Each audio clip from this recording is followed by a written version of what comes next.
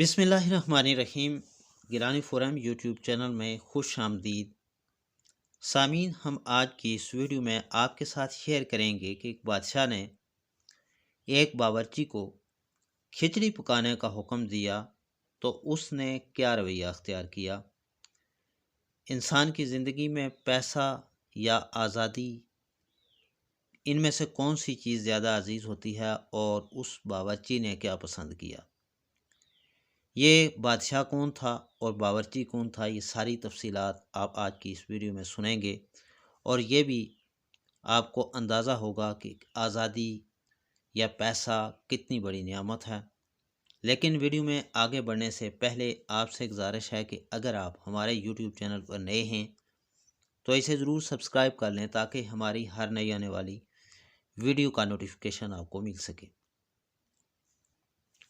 سامعین، کہتے ہیں کہ اورنگزیب عالمگیر رحمۃ اللہ علیہ تخت شاہی پر بیٹھنے کے بعد بھی نہایت سادہ اور محتاط زندگی بسر کرتے تھے۔ بادشاہ کے ذاتی باورچی کی بابت ظاہر ہے کہ بہت عزت و شہرت کی چیز سمجھی جاتی تھی، اس لیے بڑے بڑے ہنرمند باورچی بے حد شوق اور خواہش آرزو سے یہ خاص خدمت حاصل کرتے، مگر بعد میں حقیقت کھل جاتی کہ نپی تلی کھچڑی یا معمولی روٹی دونوں وقت پکتی اور تمام کی تمام بادشاہ سلامت کے سامنے دسترخوان پر چلی جاتی تھی، اور دسترخوان سے صاف برتن واپس آتے تھے۔ یعنی باورچی کو اپنا پیٹ بھرنے کے لیے بھی کچھ نہیں ملتا تھا، خشک تنخواہ پر گزارا کرنا پڑتا، اس لیے چند ہی روز میں وہ ملازمت ترک کر کے چلے جاتے یا شاہی مطبخ عام میں تبدیلی کرا لیتے۔ چنانچہ بار بار کے استعفوں سے تنگ بادشاہ نے نئے باورچی کو ہائر کیا اور اس باورچی کے ساتھ معاہدہ کیا کہ آپ نے کم از کم 1 برس تک ملازمت میں ہر صورت میں رہنا ہے، اور اس عرصے میں آپ کا استعفیٰ قبول نہیں ہوگا۔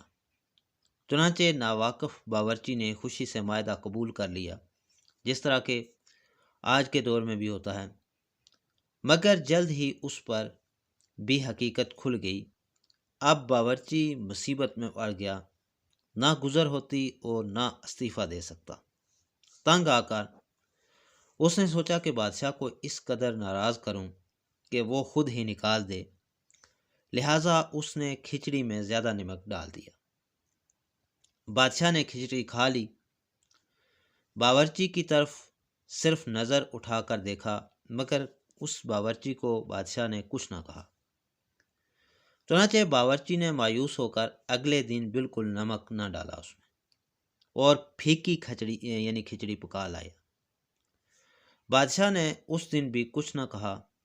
تیسرے دن باورچی نے صحیح مقدار نمک کی ڈالی تو بادشاہ نے اس باورچی کو نظر اٹھا کر دیکھا اور نہایت تحمل سے فرمایا، میاں ایک ڈھنگ اختیار کر لو، یعنی ایک ڈھنگ اختیار کر لو، یا تو برابر کا نمک ڈالو ہمیشہ، یا بالکل پھیکی پکایا کرو، معتدل ذائقہ ہو، بار بار نمک کی مقدار بدلنے کی تکلیف مت اٹھاؤ۔ باورچی بادشاہ کے سامنے ہاتھ باندھ کر کھڑا ہو گیا اور کہا، جہاں پناہ، میں 7 لڑکیوں کا باپ ہوں، شاہی باورچی کہلاتا ہوں، اور لوگوں کو مجھ سے بڑی توقعات ہیں، اور میری حالت یہ ہے کہ فاقوں سے مر رہا ہوں۔ تو باورچی کہتا ہے کہ میں نے تو یہ سمجھ کر ملازمت اختیار کی تھی کہ جہاں پناہ کی ذاتی خدمت بجا لا کر لاکھ، یعنی بادشاہ کی خدمت کروں گا اور کچھ عرصہ میں متمول ہو جاؤں گا، مگر اب سال بھر تک فاقہ ہی نظر آتا ہے۔ یہ تصدیق فرما کر خادم کو آزاد فرمایا جائے۔ چنانچہ بادشاہ نے پوچھا کہ تمہیں آزادی کی خواہش ہے یا روپے کی ضرورت ہے؟ عرض کیا، روپے کی زیادہ ضرورت ہے۔ چنانچہ بادشاہ نے کہا کہ آج آدھ پاؤ کھچڑی زیادہ پکا لاؤں۔ باورچی کچھ نہ سمجھا اور آدھ پاؤ کھچڑی زیادہ پکا لی۔ بادشاہ نے اپنا حصہ کھانے کے بعد باقی ماندہ کھچڑی کے 7 حصے کیے، ایک ایک تشتری میں ایک ایک حصہ ڈال کر خوان میں لگا کر کہا کہ ہمارے ساتھ 7 وزیروں کو ہمارا یہ تحفہ پہنچا دو، کیونکہ آج تک وزیروں کو ایسا تحفہ نہیں ملا تھا۔ وزیروں کو اس غیر معمولی شاہی التفات کی خبر لگی تو ان کی خوشیوں کی کوئی انتہا نہ رہی۔ شاہی باورچی کا اپنے دروازوں پر بڑا استقبال ہوا اور شاہی تحفہ لانے کے صلے میں ہر وزیر نے باورچی کو 1 لاکھ روپے نقد رقم ادا کی۔ باورچی یہ 7 لاکھ کی رقم اور کافی ساز و سامان کمانے کے بعد بادشاہ کی خدمت میں پیش ہوا تو بادشاہ نے پوچھا، کہو گزارے کی کوئی بات یعنی گزارے کی کوئی صورت نکل آئی ہے یا نہیں؟ تو باورچی نے دست بستہ عرض کی کہ حضور کی توجہ کی بدولت اب عمر بھر کے لیے بے فکری ہو گئی ہے، اب کوئی حاجت باقی نہ رہی۔ بادشاہ نے کہا، آئندہ کھچڑی میں نمک صحیح انداز سے ڈالا کرنا۔ سامعین، اس پیغام کو دوسروں تک پہنچائیے تاکہ اللہ کسی کی زندگی بدل دے۔ اور یہ واقعہ، اس سے ہم یہ سبق سیکھتے ہیں کہ آج کل کے بادشاہوں کا جو معمول ہے، جو شاہانہ زندگی گزارتے ہیں، اسلامی نظام میں ایک بادشاہ اور ایک عام انسان کا کیا فرق تھا، یہ بھی آپ جان سکتے ہیں کہ مسلمانوں کے بادشاہ اور وہ لوگ جن کو تاریخ آج بھی سنہرے حروف سے جن کے نام لکھتی ہے اور جن کی خدمات آج بھی یاد رکھی جاتی ہیں، وہ کس طرح اپنی زندگی گزارتے تھے۔